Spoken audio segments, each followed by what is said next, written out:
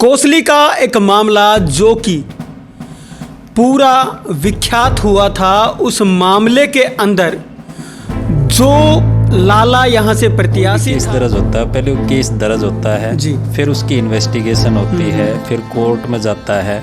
तो allegation and investigation more than को different. पकड़ा गया है, कितनी सत्यता इस बात में है। अदालत में अपनी अग्रिम जमानत लगाई एफआईआर दर्ज के लिए, जो हुई इनके लिए। तो इन्होंने अग्रिम जमानत इनकी 23 तारीख को माननीय अदालत ने मंजूर कर चुके थे। मंजूर होने के बाद इन्होंने इन्वेस्टिगेशन ज्वाइन करी।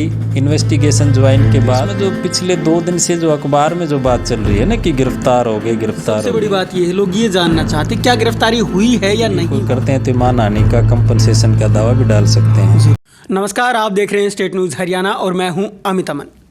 कोसली का एक मामला जो कि पूरा विख्यात हुआ था, उस मामले के अंदर जो लाला यहाँ से प्रत्याशी था उसको उठाने की बात हुई थी कि यहाँ शराब तस्करी के मामले के अंदर उसको उठाया गया है। और उसी समय पे जब पूरा का पूरा मामला सामने आया, संज्ञान में आया, तो उसके बाद लाला की जमानत हो गई थी, जो कि अब वार्ड नंबर 3 से यहाँ के पार्षद हैं।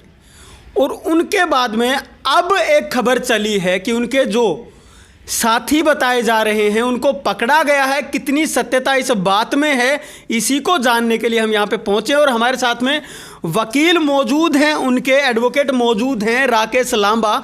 इन्हीं से हम बात करेंगे और पूरे मामले की जो चर्चा है वो इनसे हम करेंगे, ताकि आप लोगों को जो सच्चाई है वो पता लग सके, क्या गिरफ्तारी हुई है नहीं हुई है, क्योंकि अफवाहों का जो बाजार है वो गर्म है। तो चलिए पहले इनसे जान लेते हैं। सर, सबसे पहले तो मैं आपसे यही जानना चाहूँगा कि पूरा का पूरा जो मामला था उस समय पे, उसके बाद जमानत भी मिल गई थी, लेकिन उसके बाद अब जा कर के जो बातें हैं वो आ रही हैं कि जो 2 या 3 वहाँ पे बंदे थे वो पकड़े गए हैं, उनको अरेस्ट किया गया है। तो क्या है ये पूरा मामला? सबसे पहले तो मैं आप सभी पत्रकार साथियों का यहाँ मीडिया सेंटर पहुँचने पर धन्यवाद करता हूँ और नया साल की आपको सबको शुभकामनाएं देता हूँ कि आपके परिवार में अच्छी सुख समृद्धि आए।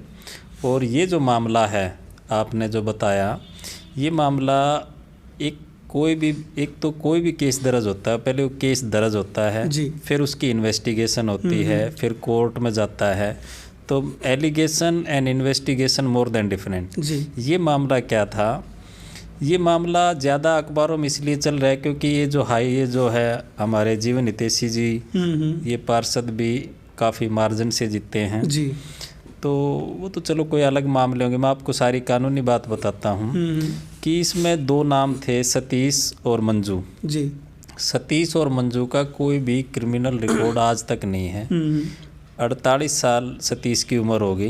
इत्तेफाक से मुझे पता चला मेरा जन्मदिन और उसका जन्मदिन एक ही तारीख का है, इसलिए मुझे एग्जैक्ट जो है ना एज भी याद है।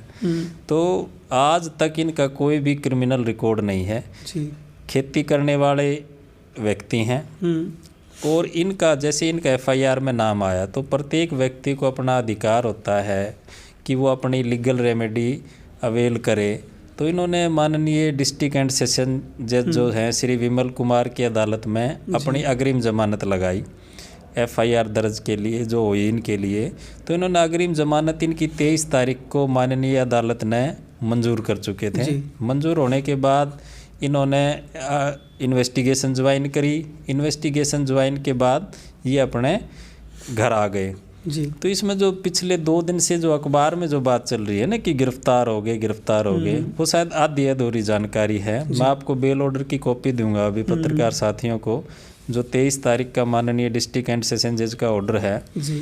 तो उसमें उनको सेशन जज साहब ने इनकी अग्रिम जमानत मंजूर कर रखी है और उसमें कह रखा है कि इनके जो है ना बेल बॉन्ड भर के 10,000 रुपये के बेल बॉन्ड सिक्योरिटी बॉन्ड भर के इन्वेस्टिगेशन ऑफिसर इनसे पूछताछ करके इनको रिलीज करें जी। तो सर, सबसे बड़ी बात ये है, लोग ये जानना चाहते क्या गिरफ्तारी हुई है या नहीं हुई। हाँ, मैं यही बताना आपको जी।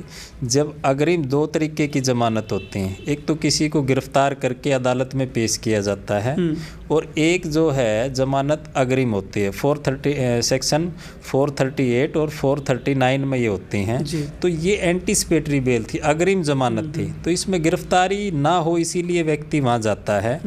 और माननीय अदालत में भी इन्होंने, पुलिस ने अपने साक्ष्य पेश किए थे, वो सारे देखते हुए इनका कहीं उसमें रोल नहीं आ रहा था। और नेक्स्ट कार्रवाई अपना मुकदमा कैंसिल कराने की कोर्ट के माध्यम से अभी दरखास्त लगाएंगे। जैसे ही वो कोर्ट जो है ना री इन्वेस्टिगेशन और कैंसिलेशन के लिए भी अपने लीगल रेमेडी अवेल करेंगे। तो ये कभी जो है पुलिस कस्टडी के अंदर नहीं रही, इन्वेस्टिगेशन में शामिल हुए जी। और इन्वेस्टिगेशन ऑफिसर ने इनके बेल बॉन्ड ले लिए। ये कब हुआ था? 28 तारीख को ना, 28 की या 29 की है शायद, 28 तारीख की, 28 तारीख को इन्होंने बेल, 28 दिसंबर की बात, 28 दिसंबर को जी। और 23 तारीख को इनकी माननीय अदालत ने जमानत मंजूर करी थी। तो ये इसलिए जो है ना, इसको बताने, एक्सप्लेन करने की भी ज़रूरत पड़ेगी, ताकि क्या होता है कि कोई भी आदमी सामाजिक व्यक्ति होता है, उसकी इमेज है, और उसकी इमेज जो है ना उसके रिश्तेदारों में भी जाती है, उसके दोस्तों में भी जाती है। तो भी इनके दोस्तों के, इनके रिश्तेदारों के जो है, इनके पास भी फ़ोन आए कि काफ़ी इनका जो है ना वो सम्मान को ठेस पहुंची। तो इसलिए इनके पास भी लीगल रेमेडी अवेलेबल है कि अगर ये कोई करते हैं तो मानहानि का कंपनसेशन का दावा भी डाल सकते हैं जी। तो मेरी पत्रकार साथियों से तो यही विनती है कि प्रजातंत्र का चौथा स्तंभ है, खबर पूरी दिखाए, उसका जो हेडिंग है उसको पूरी दिखाए।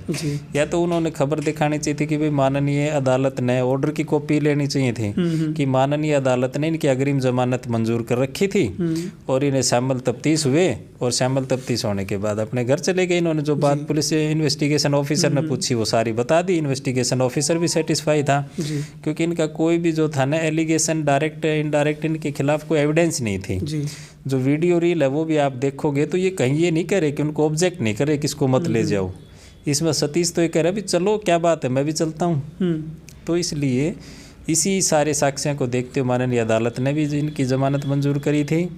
और ये जो अखबार में जो बात आ रही है, तो मेरी तो पत्रकार साथियों से और आपके चैनल के माध्यम से यही बताना चाहता हूँ जो इसमें लीगली बात थी कि इसकी अग्रिम जमानत मंजूर हो चुकी थी, इन्वेस्टिगेशन ज्वाइन कर ली, और इन्वेस्टिगेशन ज्वाइन करने के बाद इन्वेस्टिगेशन ऑफिसर ने तुरंत इनको रिलीज कर दिया और बेल बॉन्ड जो थे वो इनके दे दिए। इनकी कहीं तो भी जो अब आगे क्या आगे जो है हमारी लीगल जो रेमेडी है वो ये है कि हम इसको, इनके खिलाफ जो FIR दर्ज है उसको कैंसिलेशन की प्रोसीडिंग स्टार्ट करें 482 में भी, और जो है ना री इन्वेस्टिगेशन की भी, जैसे भी है हमें जो कानूनी वो है चार्ज के ऊपर आर्गूमेंट करें, क्योंकि इनके खिलाफ किसी भी तरीके से मुकदमा बनता नहीं जी। तो ये इनकी आगे प्रोसीडिंग। तो क्या ये अफवाह फैली, आप ये कहना चाहते हैं? मैं ये कहता हूँ अफवाह भी प्लांटेड फैली कैसे, कि जो है ना ये आधी अधूरी जानकारी जो है किस तरीके से मिली। आज इसकी पूरी जानकारी तो ये होनी चाहिए थी भाई इन्होंने अग्रिम जमानत मंजूर हो चुकी, अग्रिम जमानत के बाद इन्वेस्टिगेशन ऑफिसर ने इन्वेस्टिगेशन ज्वाइन कर ली और इन्वेस्टिगेशन ज्वाइन करने के बाद उनको रिलीज कर दिया। तो इसमें जो ज़्यादा अफवाह फैली कि उनको गिरफ्तार कर लिया, वो सारी बातें नहीं लिखी उन्होंने कि भाई क्या बात थी क्या नहीं। और जो लॉ बाइंडिंग पर्सन होता है उसकी इमेज ज़्यादा ख़राब होती है ऐसे तरीक़ों से। तो मैं तो आगे भी पत्रकार साथियों से बताना चाहता हूँ कि पत्रकार प्रजातंत्र के चौथे स्तंभ हैं और डेमोक्रेसी के अंदर बहुत बड़ा अहम योगदान है पत्रकारों का। आज़ादी के समय भी अच्छा महन योगदान था। तो इन्होंने खबर पूरी जांच पड़ताल करके डॉक्यूमेंट के आधार पर करनी चाहिए। ये तो क्या आप ये कहना चाहते जो खबर थी वो प्लांटेड थी? मैं ये कहना चाहता हूँ खबर थी वो आधी अधूरी थी। प्लांटेड के तो मैं इतना एलिगेशन तो उनके खिलाफ नहीं लगाता, पर वो खबर आधी अधूरी थी और मुझे लगता है कि पूरे फैक्ट वेरीफाई करे बगैर वो खबर चली। 2-3 चैनलों में साथियों ने चलाई, मीडिया उसमें भी चल रही थी, मैं देख रहा था।